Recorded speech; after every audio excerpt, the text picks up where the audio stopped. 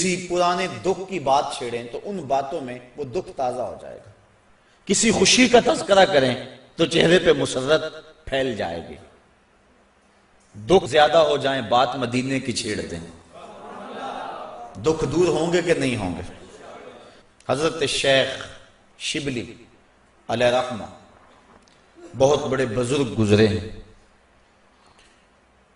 آپ معارف اس میں ذات بیان فرما رہے تھے کہ اللہ کا نام لینے سے دل میں سکون آتا ہے اور دل کی کیفیت بدلتی ہے، من میں اجالے اور روشنیاں پیدا ہوتی ہیں۔ بو علی سینا جو اس دور کا بہت بڑا فلسفی تھا وہ اس مجلس میں موجود تھا، وہ کہنے لگا یہ آپ نے عجیب بات کہہ دی، اللہ تعالیٰ کی ذات تو مؤثر ہے لیکن نام میں کیا رکھا ہے؟ ہمارے جو فلسفی حضرات ہیں وہ ہر چیز کی 4 شکلیں بیان کرتے ہیں، ہر شے کی 4 شکلیں ہیں، ایک شکل خارجی، ایک شکل ذہنی، ایک شکل کتابی اور ایک شکل لفظی۔ مثال کے طور پہ ہم آگ لفظ بولیں، ایک آگ تو وہ ہے جو باہر روشن اور جل رہی ہے، اس میں ہاتھ لگائیں گے تو جل جائے گا ہاتھ۔ دوسری آگ وہ ہے جو زبان سے لفظ آگ ہم بول رہے ہیں۔ تیسرا جب لفظ آگ کہیں گے تو دماغ میں اس کا تصور آئے گا، اور چوتھا کاغذ کے اوپر آگ چھاپ دیں، اس کی تصویر بنا دیں تو یہ شکل کتابی ہوگی۔ اس میں اصل شکل جو ہے وہ اس کی شکل خارجی ہے۔ اس طرح وہ فلسفی حضرات کہتے ہیں کہ ہر شے کی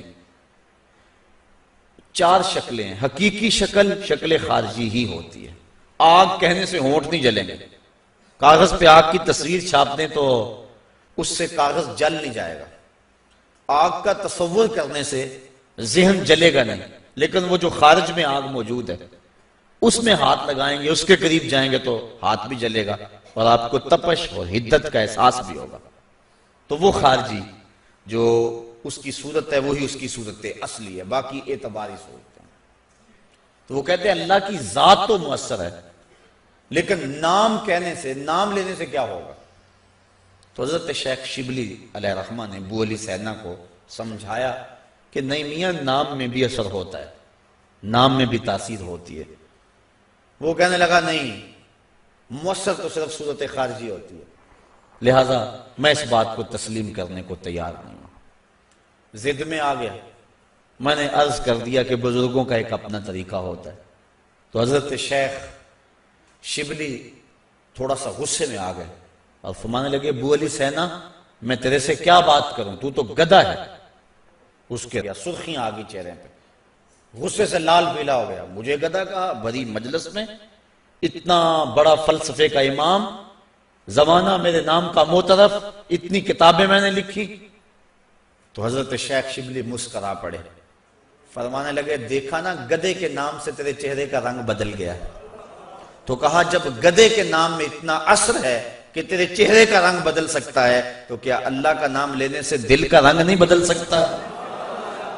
تو اس کا نام لوگے تو دل بدلے گا اور دل قرار پائے گا، دل کو نور نصیب ہوگا، دل کو اجالا ملے گا اس کے بابرکت نام لینے سے۔ اس لیے جب زبان سے بندہ اللہ اللہ کہتا رہتا ہے تو اس کے اثرات اس کے دل پر مرتب ہوتے ہیں، اور کثرت سے ذکر کرنے والا شخص اس کا دل پر نور ہو جاتا ہے۔ بلکہ ہم نے تو تصوف کی کتابوں میں پڑھا ہے جب کوئی شخص ایک مرتبہ اللہ کہتا ہے اللہ تعالیٰ اس کی طرف نظر رحمت سے دیکھتا ہے، اور جس کی طرف اللہ تعالیٰ نظر رحمت سے دیکھ لے اس کے 70 گنا جل کے راکھ ہو جاتے ہیں۔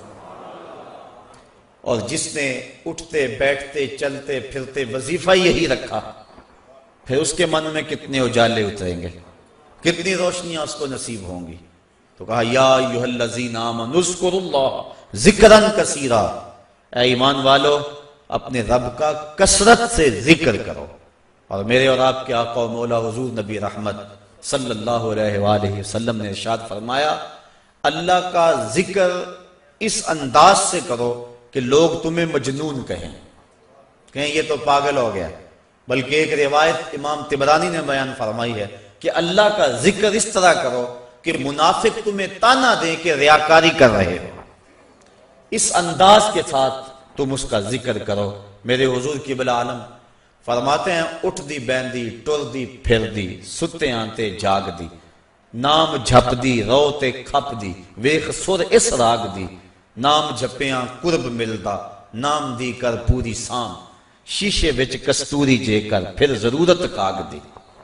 تیرے تو سب کچھ اندر ہی رکھا ہوا ہے، تو ذرا غور تو کر، تفکر تو کر، ذرا اس کو آواز تو دیکھ کے دیکھ۔ تیرے من سے آوازیں نہ آئیں تو کہنا اندر بوٹی مشک مچایا اتے جان پھلن تے آئی ہو۔ تو نے در در کیا جانا ہے، سب کچھ تو تیرے اندر رکھا ہوا ہے۔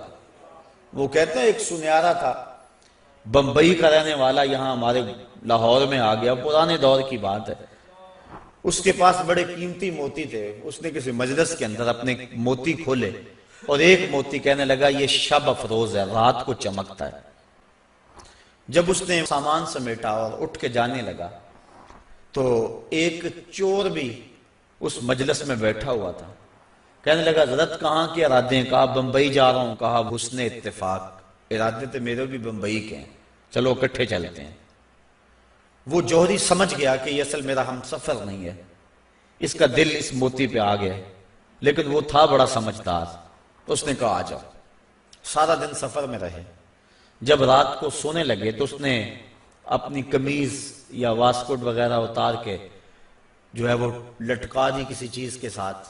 یہ اٹھا اور اس نے نظر بچا کے وہ قیمتی موتی اس کی جیب میں رکھ دیا اور خود بے فکر ہو کے سو گیا۔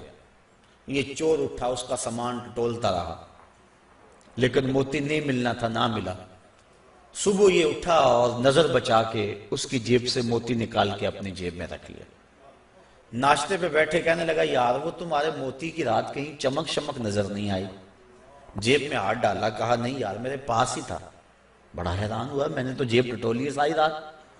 اگلے دن اس نے سوچا چلو آج میں مزید کوشش کروں گا۔ اس نے پھر وہی کام کیا، نظر بچا کے اسی کی جیب میں رکھ دیا۔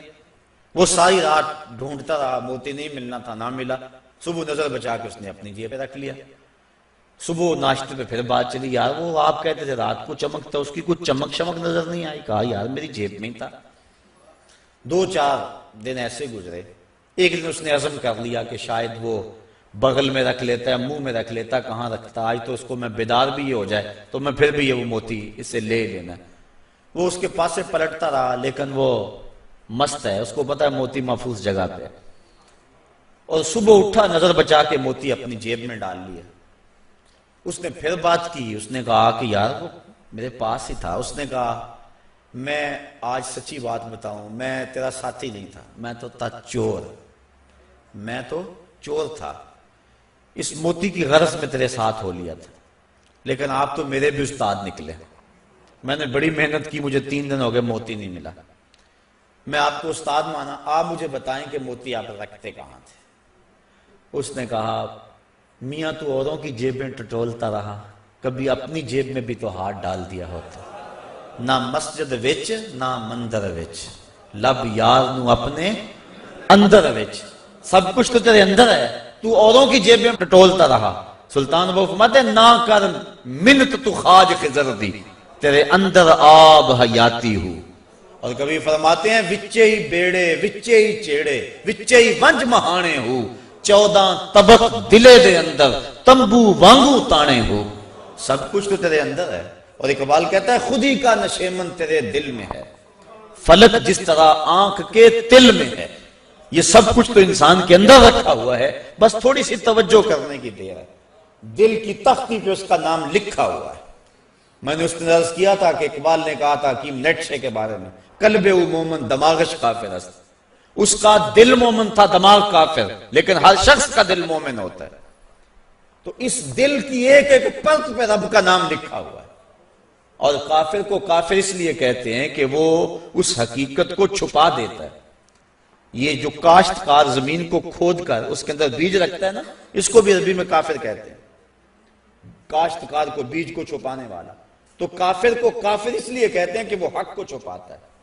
تو ہمارے سینے کے اندر ہمارے رب کا نام موجود ہے، اور دل تو ٹھکانہ ہی اس کا ہے، دل تو بنایا ہی اس لیے ہے کہ یہ اللہ کا عرش بنے۔ اور وہ فرماتا ہے کہ میں زمین و آسمان میں کہیں نہیں سماتا، مجھے ڈھونڈنا ہو تو مومن کے دل میں تلاش کرو۔ دلوں کے اندر اس کے ڈیرے اور اس کے بسیرے ہیں، تو اس کا ذکر کر کے دل چلا پاتا ہے، دل تسکین پاتا ہے، دل میں روشنی ہوتی ہے۔ تو ہمارا مزاج یہ ہونا چاہیے کہ اٹھتے بیٹھتے چلتے پھرتے اس کے ذکر کو ہم حرز جاں بنا لیں۔ جب بندہ ایک مرتبہ کہتا ہے سبحان اللہ، زمین آسمان کے درمیان جتنا فاصلہ ہے سارا نور سے بھر جاتا ہے۔ یہ برکتیں ہیں ذکر کی۔ اس کا نام تو لے، کوئی معمولی نام ہے؟ جب زبان پہ اللہ کہتا ہے 14 طبق روشن ہو جاتے ہیں۔ یہ اتنا بڑا نام ہے، یہ اتنا بڑا وظیفہ ہے کہ اس سے بڑا کیا وظیفہ ہو سکتا ہے؟ اس کا نام، اس کا ذکر۔ تو فرمایا اللہ کا ذکر اتنی کثرت سے کرو کہ لوگ تمہیں کہیں مجنون ہیں، اور منافق تمہیں ریاکاری کے تانے دے۔ تم اٹھتے بیٹھتے چلتے پھرتے اس کے ذکر کو حرز جاں بنائے رکھو، یہی تمہارا سرمایہ ہے، یہی تمہارا وظیفہ ہے۔ دکھے ہوئے دل کا بھی یہی علاج ہے، پریشان خاطری کا بھی یہی علاج ہے۔ اندر کی کالک اس کے ذکر سے دھلتی ہے۔ حضور فرمایا لِكُلِّ شَيْءٍ سَقَالَةٌ وَسَقَالَةُ الْقُلُوبِ ذِكْرُ اللَّهِ۔